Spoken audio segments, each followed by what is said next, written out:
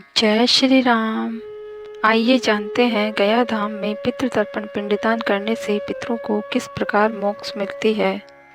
किस असुर के नाम पर गया तीर्थ का नाम पड़ा, जिसका वर्णन गरुड़ पुराण में किया गया है। गया तीर्थ अर्थात मोक्ष स्थली पूरे देश के अलग अलग भागों से सनातन धर्म को मानने वाले लाखों की संख्या में लोग यहाँ आकर मोक्ष की इच्छा से अपने पितरों पूर्वजों का श्राद्ध और तर्पण पिंडदान करते हैं। ऐसा माना जाता है कि गया धाम में पिंडदान और तर्पण करने से 108 कुल और सातों पीढ़ियों को मोक्ष प्राप्त होती है। गरुड़ पुराण में गया धाम को पितरों के मोक्ष के लिए सबसे उत्तम स्थान माना गया है। वैसे तो गया धाम में वर्ष में कभी भी पिंडदान कर सकते हैं, परंतु श्राद्ध पक्ष में पिंडदान करने की महिमा अपरंपार है। पुराण के आधार कांड में वर्णित कथा के अनुसार जब ब्रह्मा जी ने सृष्टि की रचना की थी, उस समय असुर कुल में गया नामक एक असुर की रचना हो गई थी। क्योंकि गया असुर का जन्म किसी असुर कन्या की कोख से नहीं हुआ था, इसीलिए गया असुर ने पर्वती का अंश नहीं था। गयासुर भगवान विष्णु का परम भक्त था। गयासुर भगवान विष्णु की घोर तपस्या करने लगा। गयासुर के कठोर तपस्या के प्रभाव से भगवान विष्णु गयासुर के समक्ष प्रकट हुए और वरदान मांगने को कहा। तो गयासुर ने कहा, हे भगवान विष्णु, आप मुझे यह वरदान दीजिए कि जो भी मुझे देखे उसके समस्त पाप नष्ट हो जाए, वह जीव पुण्यात्मा हो, उसको स्वर्ग में स्थान मिले और आप सभी देवताओं के साथ यहाँ गया तीर्थ क्षेत्र में निवास करें। इस स्थान पर पितृ तर्पण और पिंडदान करने से पूर्वजों को मोक्ष की प्राप्ति हो। भगवान विष्णु ने तथास्तु कह दिया। भगवान विष्णु के वरदान के प्रभाव से जो भी गयासुर को देखता उसके सारे पाप दूर हो जाते, जिससे सृष्टि का संतुलन बिगड़ने लगा। सभी लोग स्वर्ग में स्थान प्राप्त करने लगे। यह देखकर सभी देवता चिंतित होकर भगवान विष्णु की शरण में गए।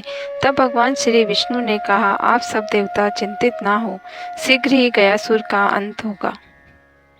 एक समय शिवजी की पूजा के लिए क्षीर समुद्र से कमल लाकर गया नाम का वह बलवान असुर विष्णु माया से विमोहित होकर कीकट देश में शयन करने लगा और उसी स्थिति में वह भगवान विष्णु की गदा के द्वारा मारा गया।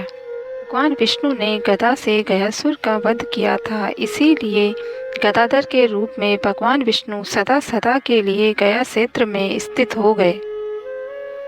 गया धाम में जो कोई भी भक्त भक्ति से यज्ञ, श्राद्ध, पिंडदान अथवा स्नानादि करेगा, वह स्वर्ग तथा ब्रह्मलोक में जाएगा, नरकगामी नहीं होगा। पितामह ब्रह्मा जी को गया क्षेत्र की श्रेष्ठता का ज्ञान हुआ तो उन्होंने वहां जाकर यज्ञ करना प्रारंभ किया और ब्राह्मणों की पूजा की। ब्रह्मा जी ने यहाँ रस्वती अर्थात जल से परिपूर्ण एक विशाल नदी, वापी, जलाशय आदि तथा विविध भक्ष्य, भोज्य, फल आदि और कामधेनु की सृष्टि की। तदंतर ब्रह्मा जी ने इन सब साधनों से संपन्न 5 कोष के परिक्षेत्र में फैले हुए उस गया तीर्थ दान उन ब्राह्मणों को कर दिया। ब्राह्मणों ने उस धर्म यज्ञ में दिए गए धनादि दान को लोभ वंश ही स्वीकार किया था। अतः उसी काल से वहां के ब्राह्मणों के लिए यह श्राप हो गया कि तुम्हारे द्वारा अर्जित विद्या और धन 3 पुरुष पर्यंत अर्थात 3 पीढ़ियों तक स्थायी नहीं रहेगा। तुम्हारे इस गया परिक्षेत्र में प्रवाहित होने वाली रस्वती नदी जल एवं पत्थरों के पर्वत मात्र के रूप में ही अवस्थित रहेगी। दुखी ब्राह्मणों ने जब भगवान ब्रह्मा जी की प्रार्थना की तो भगवान ब्रह्मा जी ने वरदान दिया कि गया क्षेत्र में जिन लोगों का श्राद्ध होगा वे ब्रह्मलोक को प्राप्त करेंगे। जो मनुष्य यहाँ होकर ब्राह्मणों के साथ साथ मेरी भी पूजा करेंगे, उनके पितरों को स्वर्ग प्राप्ति होगी। हंस तीर्थ में स्नान करके मनुष्य सभी पापों से मुक्त हो जाता है। कोटि तीर्थ, गयालोल, वैतरणी तथा गोमक तीर्थ में पितरों के लिए श्राद्ध करने पर मनुष्य अपने 21 पुरुष पर्यंत 21 पीढ़ी को ब्रह्मलोक ले जाता है। ब्रह्म तीर्थ, राम तीर्थ, अग्नि तीर्थ, सोम तीर्थ और रामहद तीर्थ श्राद्ध करने वाला अपने पितरों को ब्रह्मलोक प्राप्त कराता है। उत्तर मानस तीर्थ में श्राद्ध करने पर पुनर्जन्म नहीं होता है। दक्षिण मानस तीर्थ में श्राद्ध करने से श्राद्ध करने वाले अपने पितरों को ब्रह्मलोक पहुंचाते हैं। स्वर्ग द्वार तीर्थ में श्राद्ध करने से भी श्राद्धकर्ताओं के पितृजन ब्रह्मलोक को जाते हैं।